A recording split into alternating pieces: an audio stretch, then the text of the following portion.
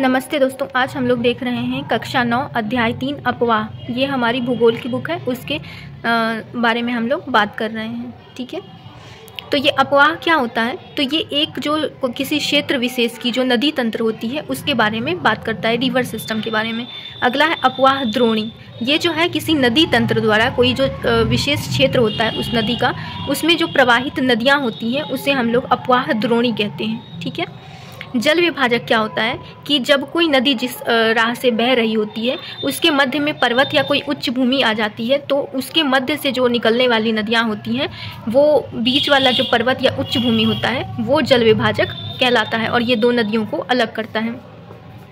अपवाह को जो है अपवाह प्रणाली को हम लोग दो वर्ग में विभाजित करते हैं। पहला तो है हिमालयी जो नदी तंत्र होता है और दूसरा है प्रायद्वीपीय नदी तंत्र। तो हम लोग देखते हैं हिमालयी नदी तंत्र को। हिमालयी नदी तंत्र जो होती हैं ये हिमालय के बर्फ से हमेशा जो है इसे जल प्राप्त होता है, तो ये 12 मासी होती हैं। वहीं अगर हम प्रायद्वीपीय नदियों की बात करें तो ये मौसमी होती हैं, क्योंकि यहाँ पे जो भी इनका जो उद्गम क्षेत्र होता है वो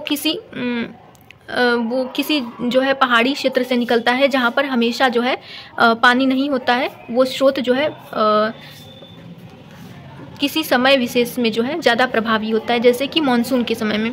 और जो हिमालय की नदियाँ निकलती हैं तो ये पर्वतों के मध्य से निकलती हैं, तो ये यहाँ पर गॉर्ज, डेल्टा, तीव्र अपरदन की क्रिया जो है इनकी विशेषताएँ होती हैं। वहीं जो प्रायद्वीपीय नदियाँ होती हैं ये कम लंबी होती हैं, छिछली होती हैं और ये केंद्रीय उच्च भूमि जो है उससे जो है संबद्ध रहती हैं। और ये प्रायद्वीपीय नदियाँ जो होती हैं ये अक्सर पश्चिमी घाट से निकलती हैं और बंगाल की खाड़ी में गिर जाती हैं। हिमालयी नदी तंत्र के बारे में अगर हम बात करें तो ये मुख्यतः 3 नदी तंत्र की जो है हिस्सा होती हैं: सिंधु नदी तंत्र, गंगा नदी तंत्र और ब्रह्मपुत्र नदी तंत्र। और ये तीनों जो है हिमालयी क्षेत्र से निकलती हैं। तो हम लोग इसमें पहले देखते हैं सिंधु नदी तंत्र के बारे में।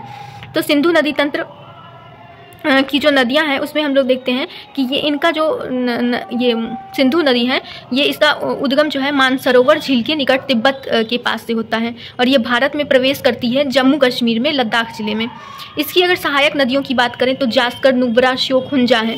वहीं अगर सिंधु नदी तंत्र की बारे में बात करें तो ये 6 नदियों का तंत्र है, जिसमें सतलज, ब्यास, रावी, चेनाब, झेलम ये सभी नदियां मिलती हैं सिंधु में। कहाँ पर? ये पाकिस्तान के मिठानकोट के पास से। ठीक है, ये सभी सिंधु में मिल जाती हैं।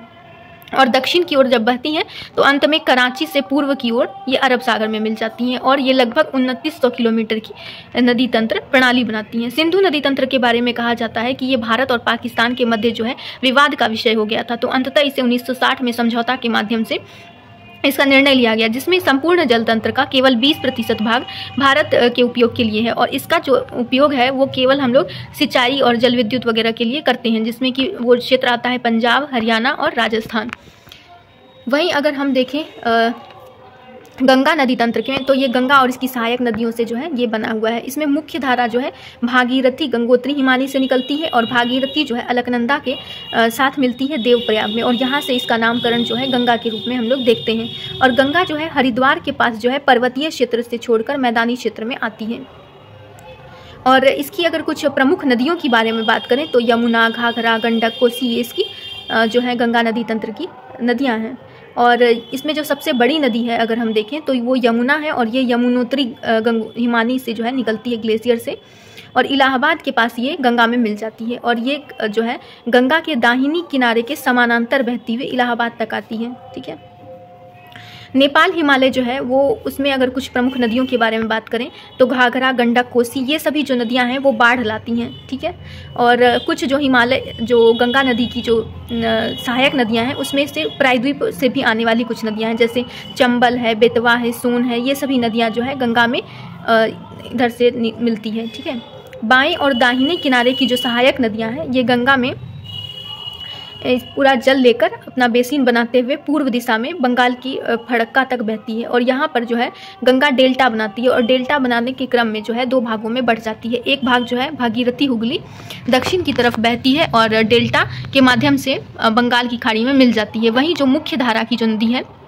दक्षिण की ओर बहती हुई बांग्लादेश में प्रवेश करती है और ब्रह्मपुत्र नदी से आकर मिल जाती है। यदि हम देखें कि गंगा जो है यहाँ ब्रह्मपुत्र बांग्लादेश में पहुँचती है और वहाँ ब्रह्मपुत्र के साथ मिलकर जो है डेल्टा का निर्माण करती है, जिसे सुंदरवन डेल्टा के रूप में जानते हैं। ब्रह्मपुत्र नदी तंत्र जो है ये तिब्बत की मानसरोवर झील के पूर्व में जो है बनती है ब्रह्मपुत्र नदी के साथ, ठीक है। और ये हिमालय के समानांतर पूर्व की ओर बहती है और यहाँ पे जो है एक मोड़ बनाती है नामचा बड़वा शिखर के पास यू आकार का, और यहीं से जो है ये अरुणाचल प्रदेश में गॉर्ज के माध्यम से प्रवेश करती है। इसका नाम यहाँ पर अरुणाचल प्रदेश में दिहांग कहा जाता है। और उसके बाद जब ये भारत में आकर बहुत सी नदियों से मिलती है तो इसे हम लोग ब्रह्मपुत्र के नदी के नाम से जानते हैं। और इसकी कुछ सहायक नदियों को अगर हम देखें तो लोहित, दिबांग, केनुना, सुबनसिरी, धनसिरी, ये सभी नदियां जो हैं इसकी सहायक नदियां हैं। अगला है हमारा प्रायद्वीपीय नदियां। ये जो नदियां हैं ये महानदी, गोदावरी, कृष्णा, कावेरी, ये सभी पूर्व की ओर बहती हुई बंगाल की खाड़ी में गिर जाती हैं। इसमें अगर हम कुछ प्रमुख नदियों को देखें तो नर्मदा, द्रोणी, जो कि इसका उद्गम मध्य प्रदेश में अमरकंटक पहाड़ी के पास से है और ये जबलपुर में गहरे कॉर्ज का निर्माण करती हैं, जहां पर धुआंधार जलप्रपात का भी निर्माण करती हैं।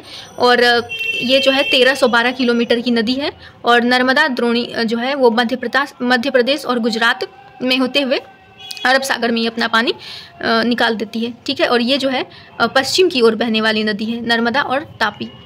तो अगला है हमारा तापी द्रोणी। ये जो है मध्य प्रदेश के बैतूल जिले के सतपुड़ा श्रेणी से निकलती है और ये भी जो है नर्मदा के समानांतर भ्रंश घाटी में बहती है। तो दो नदियां जो हैं ये पश्चिम की ओर बहती हैं और भ्रंश घाटी के निर्माण करके जो है ये अपना अरब सागर में अपना जो है जल डाल देती हैं। और इसका द्रोणी क्षेत्र अगर हम देखें तो वो मध्य प्रदेश, गुजरात और महाराष्ट्र का भी कुछ भाग है इसके अंदर।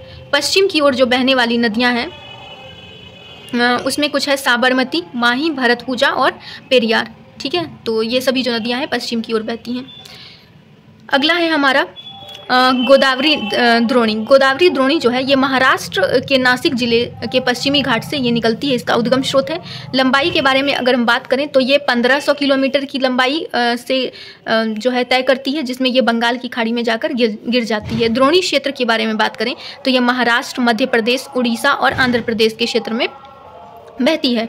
और सहायक नदियों में बात करें तो पूर्णा, वर्धा, प्राणहिता, मंजरा, वेनगंगा और पेनगंगा इसकी सहायक नदियां हैं। महानदी द्रोणी के संबंध में यदि हम बात करें तो उद्गम इसका जो है छत्तीसगढ़ की उच्च भूमि से होता है और उड़ीसा से होते हुए ये बंगाल की खाड़ी में जाकर मिल जाती है और इसकी लंबाई जो है 860 किलोमीटर है। और द्रोणी इसका जो है महाराष्ट्र, छत्तीसगढ़, झारखंड और उड़ीसा के क्षेत्र में है। कृष्णा द्रोणी की बात करें तो इसमें कृष्णा नदी का उद्गम जो है महाराष्ट्र के पश्चिमी घाट में एक जगह है महाबलेश्वर, वहाँ से निकलती है और इसकी लंबाई जो है 1400 किलोमीटर है और ये भी जो है अपना जो जल है वो बंगाल की खाड़ी में डाल देती है। सहायक नदियों की बात करें तो तुंगभद्रा, कोयना, घाटप्रभा, मूसी और भीमा इसकी सहायक नदियाँ हैं। द्रोणी की बात करें तो महाराष्ट्र, कर्नाटक और आंध्र प्रदेश इसके अंतर्गत शामिल है। कावेरी द्रोणी की बात करें तो पश्चिमी घाट की ब्रह्मगिरी श्रृंखला में जो है इसका उद्गम क्षेत्र है और ये तमिलनाडु के कुडलूर के दक्षिण में बंगाल की खाड़ी में मिल जाती है। कुल लंबाई जो है ये 760 किलोमीटर है। सहायक नदियों में बात करें तो अमरावती, भवानी, हेमावती और काबिनी इसकी सहायक नदियाँ हैं। द्रोणी क्षेत्र के बारे में बात करें तो ये तमिलनाडु, केरल और कर्नाटक क्षेत्र हैं। अगला है हमारा, इसमें कुछ झील क्षेत्र भी है। तो झील किसे कहते हैं तो ये पृथ्वी का वैसा सतह होता है जो थोड़ा गड्ढानुमा होता है, जो गर्तदार होता है और यहाँ पर जो है जल जमा हो जाता है, तो उसे हम लोग झील के रूप में जानते हैं। झील में भी बहुत से प्रकार के होते हैं झील, कुछ शुष्क होते हैं, कुछ जो होते हैं बरसात के दिनों में भरते हैं, कुछ होते हैं हिमानीकृत झील होते हैं जिसमें कि हिमानी से बर्फ के जल मिलता रहता है और ये साल भर जो है वो झील के रूप में रहते हैं। जैसे हम देखें और कुछ जो है लेगून झील के रूप में भी हमें मिलता है, जैसे चिल्का झील, पुलिकट झील, कोलेरू झील, ये सभी। अंतर्देशीय झील जो होता है ये बंद होता है, मतलब लैंडलॉक टाइप से होता है, जैसे कि राजस्थान में सांभर झील लवण झील के रूप में है, ये लवणीय झील होता है। कुछ मीठे झील होते हैं जैसे कि डल झील, भीमताल और नैनीताल, लोकताल, बड़ा पानी, ये सभी है। और कुछ झीलों का जो है कुछ औद्योगिक काम होता है, जैसे कि कुछ जल विद्युत उत्पादन के लिए होते हैं, जैसे गुरु गोविंद सागर झील। तो ये सभी जो हैं इसके उदाहरण के रूप में हम लोग देखते हैं। ये जल विभाजक क्षेत्र जो है ये ऊंचा उठा हुआ है और दो नदियों को अलग करता हुआ। यहाँ पर यदि हम देखें कि नदी का जो स्रोत है जहाँ से निकल रही है उसके नीचे ऊपरी भाग में जो है वो नदी बहुत पतली होती है, मध्य भाग में जो है बहुत सी सहायक नदियों के मिलने से जो है ये जो अपना विस्तार करती है बेसिन क्षेत्र में, और यहाँ पर विसर्प, गोखुर झील, ये सभी जो है चीज़ें बनाती है। और जो निचला भाग होता है जिसे हम लोग डेल्टा के रूप में समंदर में यहाँ पर मिल जाती है। तो ये नदी की जो है 3 अवस्थाओं को बता रहा है। ये भारत में जो है सिंधु नदी क्षेत्र के अंतर्गत अगर हम देखें कौन कौन सी नदियां हैं तो सिंधु, झेलम, चेनाब, रावी, सतलज, ब्यास, ये सभी नदियां जो है सिंधु नदी तंत्र और यहाँ पर जो है मैदान का निर्माण करती है। वहीं मध्यवर्ती क्षेत्र में देखें तो गंगा नदी के जो है समानांतर में आप देखें कि सबसे बड़ी नदी के रूप में यमुना नदी आती है और यमुना की सहायक नदियाँ जो है चंबल, बेतवा, ये सभी हैं। और ऊपर से अगर हम देखें तो जो गंगा नदी से मिल रही है वो शारदा, घाघरा नदी और गंडक नदी, कोसी नदी, महानंदा, ये सभी नदियां जो है मिलती हैं। और नीचे से जो है ये सोन नदी यहाँ पर है। और यहाँ पे ब्रह्मपुत्र को अगर हम देखें तो दिहांग, लोहित, ये सुबनसिरी, ये सभी नदियाँ जो हैं ये बांग्लादेश में एंटर करती हैं। प्रायद्वीपीय नदियों की बात करें तो यहाँ पर देखते हैं कि जो नर्मदा नदी है वो पश्चिम की ओर जाकर जो है अरब सागर में अपना पानी डाल देती है। वहीं तापी नदियों का भी देखें ये पश्चिम की ओर बहते हुए अरब सागर में अपना जल डालती है। वहीं अगर हम देखें गोदावरी नदी, कृष्णा और जो कावेरी नदियाँ ये सभी जो है बंगाल की खाड़ी में अपना जल डालती हैं। तो ये हमारा इस तरह से हो गया। नमामि गंगे परियोजना के बारे में यहाँ पे बात की गई है। ये गंगा जल को जो है शुद्ध करने की दिशा में जो है सरकार के द्वारा एक कदम उठाया गया है। सुंदरबन डेल्टा के बारे में बताया गया है कि सुंदरी नामक पेड़ यहाँ पाया जाता है और यहाँ पर जो है विश्व में बहुत अधिक जो है बाघों को भी देखा जा सकता है कि बाघ यहाँ पर पाए जाते हैं। सुंदरबन डेल्टा में लोग जो है बाघों को देखने भी जाते हैं। ब्रह्मपुत्र को जो है तिब्बत में सांगपो और बांग्लादेश में जमुना कहते हैं। तो ये इसके बारे में बातें हो गई। नर्मदा नदी के बारे में बताया गया है कि नमामि देवी नर्मदे नामक एक जो है मध्य प्रदेश सरकार की योजना है। वहीं अगर हम देखें कि भारत का दूसरा जलप्रपात जो है कावेरी नदी पर शिव समुद्रम के रूप में है, तो आप लोग बताएंगे कि पहला कौन सा है। अगला है हमारा कि बड़े आकार की जो झील होती है उसे हम लोग सागर या समुंदर कहते हैं, जैसे कि कैस्पियन सागर, मृत सागर, अरल सागर, ये सभी। और यदि हम बात करें कि जल की तो पृथ्वी में लगभग जो 70-71% जो है वो जल से ढका है और इसमें भी जो है 97% भाग जो है लवणीय है, मतलब उसका उपयोग हम लोग नहीं कर सकते हैं। केवल 3% जो है वो स्वच्छ जल होता है और इसका भी जो 3/4 है वो केवल हिमानी के रूप में है। तो हमारे लिए जो है जल उपयोग के लिए बहुत कम है, उसके बारे में बताया गया है। ये लास्ट है हमारा राष्ट्रीय नदी संरक्षण योजना, जिसे कि 1985 में गंगा एक्शन प्लान के साथ शुरू किया गया था और बाद में जो है 1995 में राष्ट्रीय नदी संरक्षण योजना के तहत इसको जोड़ने का काम किया गया है और अभी भी इसके लिए बहुत सी जो है योजनाएं चलाई जा रही हैं। और ये सभी तो नदियों की व्यवस्था, प्रदूषण वगैरह के बारे में सभी जानकारी है। तो ये हमारा चैप्टर समाप्त होता है। धन्यवाद।